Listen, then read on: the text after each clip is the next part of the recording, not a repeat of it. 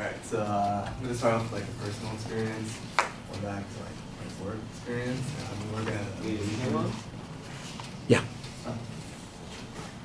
I've been working at like a movie theater for like 2 years now, and one of the real issues we really have there is when R-rated movies come out. Like, younger people, like kids and like teens trying to sneak in.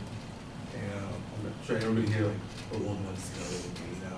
I remember before when I wasn't, like I would sneak in to R-rated movies.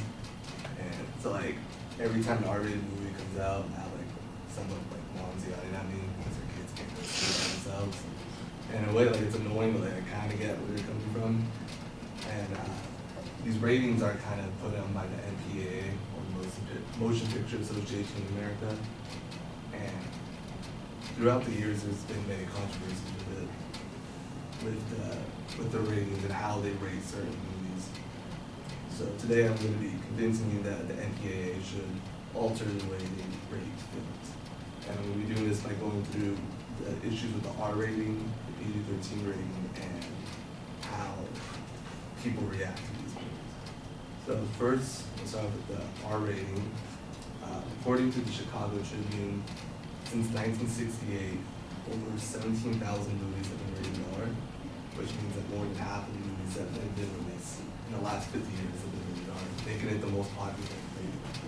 And the issue with this is that the MPAA gives R ratings to too many movies for very simple reasons. One example, according to an article on IndieWire.com, film in 2010, The King's Speech, was rated R due to too many bad words, and everything else would seem appropriate for younger viewers.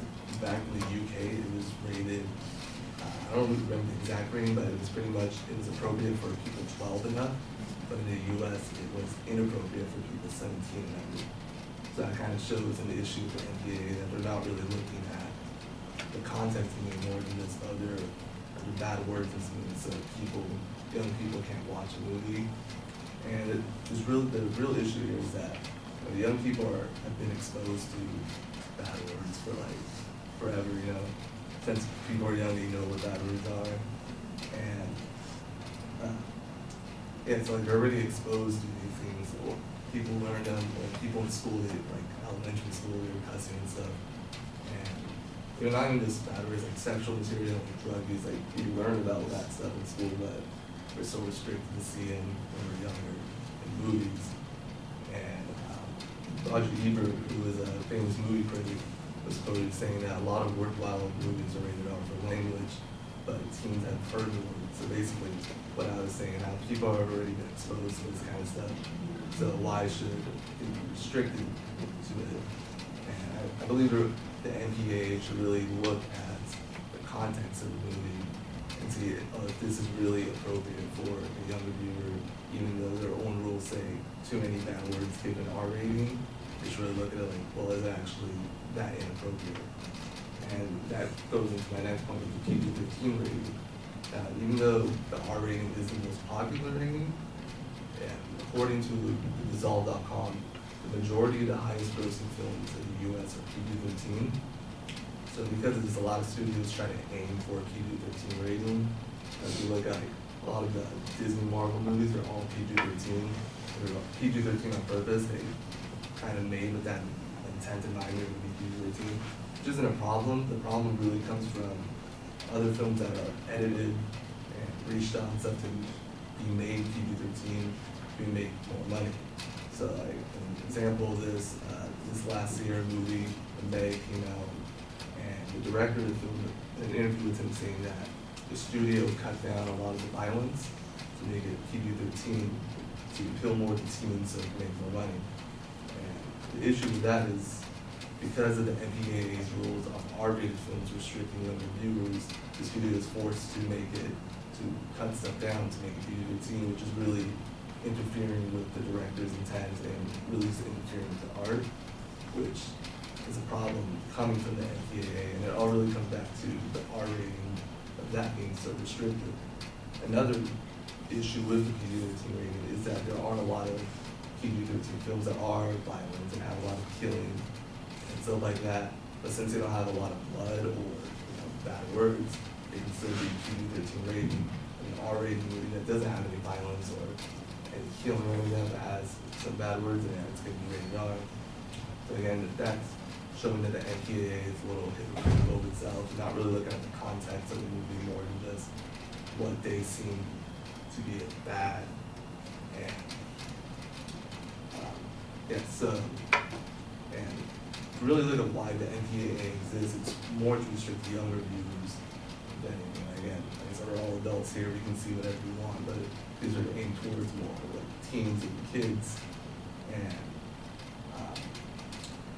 Barbara Wilson, who was a professor at the University of Illinois, when she was talking about how younger viewers react to violence in media, she said it depends on the maturity level and the learning ability of the child, which basically means all children are going to react to violence and cussing, stuff like that in movies differently. And some kid might react to it very negatively, and they shouldn't be watching a movie like that. Another kid might see it as like, oh yeah, this is a movie, I can distinguish it from reality. So at that point, it kind of makes the MPAA a little more relevant and should more depend on the parents who should know their kid that it's like the parent should decide, is this movie appropriate for my children, not the MPAA putting these restrictions on younger viewers. So in conclusion, I believe the MPAA has many controversies throughout the years from critics and filmmakers alike, showing that there is a lot of issues on the way they rate these films, the way they rate the movies.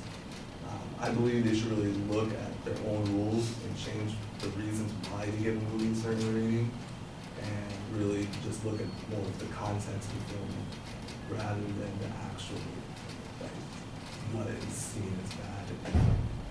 Thank you.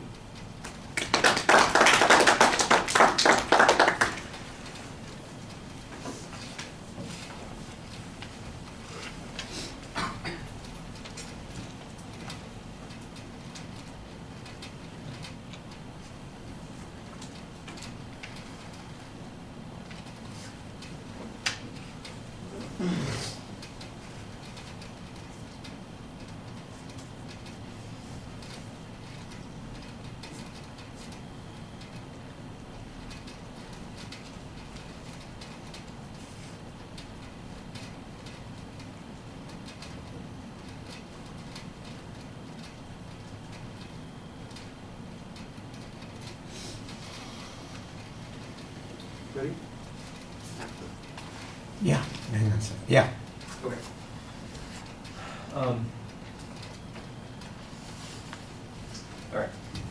So the introduction, it sounded like you're starting off with a story. You're like, oh, well, I work in the theater, and it's I see the mothers coming in with their kids, and some of these young adult or children are trying to sneak into R-rated movies and stuff like that. So I think your attention grabber was the story. It was a little vague, but I mean, I got to the point where you're going with. Your introduction is that you worked at a theater, created a bond with the audience. You seem down to earth and relatable about the movies because you work there, right? So I thought that you created an okay bond. You didn't seem like you stepped specifically to that purpose, but I believe that was there. Did you preview the main points throughout your introduction? I didn't really notice that, but I also didn't really notice that you're transitioning to your body, which I think is good. I think a good transition, you could kind of move over smoothly. Let's see. The main point was that the NPAA was arbitrary and it didn't really make a whole lot of sense. And there's some cultural things about language restrictions and stuff like that that, again, fortifies that, like, is this really necessary to do that? So I did pick up on your main points, at least those two. I think your conclusion was a little quick. I didn't get a lot of time to type any specific notes about the conclusion. I believe you did a little bit of recapping. I was typing notes. The thing I thought that you did the best on is definitely your sources. you didn't have any piece of paper in front of you. I noticed at least for including Roger Ebert, at least one online publication, and it sounded like you actually had another expert source who reviewed it. So I think that added a lot to your credibility, as well as spending more time in theaters, having more experience with movies. Again, added to your credibility and your knowledge.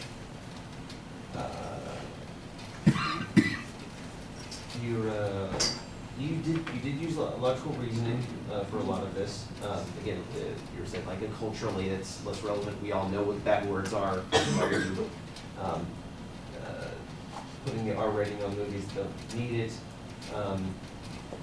And you did have a slight emotional appeal. You did seem a little frustrated that this doesn't make sense and this is illogical. So I pulled that out. From what I noticed, you had eye contact, but you kind of stuck it in like one spot.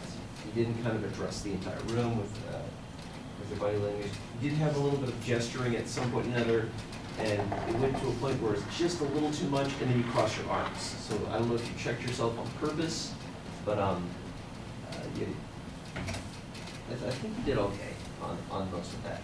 I gave you a 5 out of 7. Oh, we've got a rating system now. I guess that's appropriate for this particular topic. I thought the opening that you used was fine. You do establish a little bit of personal credibility as a consequence. I think you need to explain a little bit more about the MPAA and how the rating systems originated and what its function is. There seems to be an assumption that the R rating prevents people who are younger than 17 from seeing a film, and that is not the case. I think you need to explain that that the MPAA is this kind of voluntary association of people who are involved in the film business and why they created this system in the first place. And like you said, I think you think sometimes the ratings are a little bit arbitrary, like the language thing. The King's Speech is rated R, and it's primarily because of language. And you say, well, kids all know that kind of language, and context, you would be able to see that. That might be true, but these are always advisory kinds of things. I mean, that's the MPAA's answer to all of this. Is you see whatever movie you want. These are advisory kinds of things. We're just letting parents know, here's what's in the movie. And the way we let them know is by giving them this particular rating sort of thing. If parents want their kids to see the King's Speech, all they have to do is go with them and buy them a ticket, that kind of thing. I think that there's a little bit of an overreaction on this kind of thing, but I do appreciate the notion that there is some arbitrariness in the way decisions get made. How much language, what kind of language. And you're right that kids of different maturity levels can handle some things better than others. But we're back to the issue, the ratings are supposed to be advisory to parents who are making decisions about what to take their kids to see. If it was just adults going to movies, there wouldn't be any rating system. It's because you have a variety, and some parents don't want their kids, even if they are familiar with all those words, they want to hear cocksucker, motherfucker, piece of shit, coming from their kids' mouths after they see some movie. They just don't want to see that kind of stuff or hear it. They find that offensive. Even if the kids hear it at school, that doesn't mean that they want to take their kids on a weekend for entertainment to see something that's full of that sort of thing. They don't see it as being appropriate. And how do you know that if you don't get the ratings? I think you could argue, for instance, that there might be a different way to do the ratings. Instead of giving it an age limit, for instance, you could say, here's what the contents of the film are, and here's why we have an advisory on it, because of these particulars. And I thought the MPA did add some of that kind of information in their ratings, why it's rated R, right? Why it's rated PG-13, or why it's rated G, or something like that. I think you might want to argue that we should expand those kinds of things. It was organized basically around those two ratings that you've got. That's the organizational structure on the speech, and that's okay. I'd agree with Ryan. I appreciated the source citations that you had there. I like the fact that you had some statistical information to kind of make it more interesting also. The impact that it has on the box office, I think you could find some more detailed information on that to prove your point on that. But I think a lot of people already understand the notion that the more people who can see the film without any restrictions, the greater chances are that you're going to have to make more money. But I think there ought to be limits. Maybe other people don't think there ought to be limits, but when I see, parents taking their kids to some of these movies, I just think, shouldn't there be a rating that prevents parents from doing that? To me, it seems like it's a little bit like abuse and neglect. When you're taking your 4-year-old to see it, that just seems like it's wrong. It just seems like that's not really appropriate. But yeah, my work, you have to be under 6, or you can't be under 6. That's a good rule. That's your theater's rule, right? Yeah. It's also like you can't be by yourself under 17 to see an R-rated. Yeah. Just some of these things. But it's a little bit hard. How you enforce that, I don't know. You guys have to deal with that sort of thing. The presentation thing, I do think Ryan picked out the one thing about your presentation that I thought was a little bit problematic. You've got this sort of defensive arm crossing thing that you do whenever you are transitioning or a little uncertain, and you kind of put your arms underneath one another, and it doesn't look particularly natural. Maybe you do it 3 or 4 times during the presentation. Probably something to stay away from. All right, thank you.